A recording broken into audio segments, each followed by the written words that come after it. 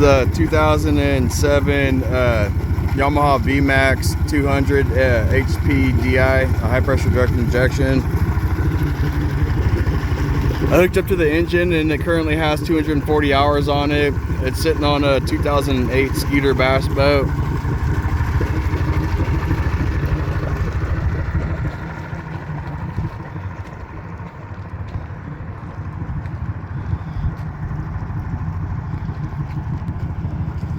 So all together on this engine, new spark plugs, hooked my computer up to it, new gear oil, cleaned off the magnetic drain plug on it, new fuel water separating filter with sensor on the engine side, new fuel water separating filter on the boat side.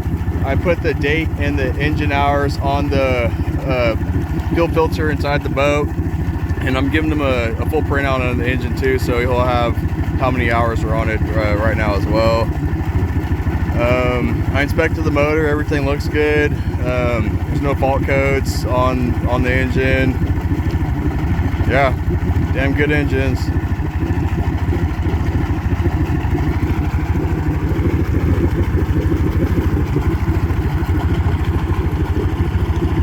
So this one's good to go for the season. Good luck out there, Jay, on all your bass tournaments.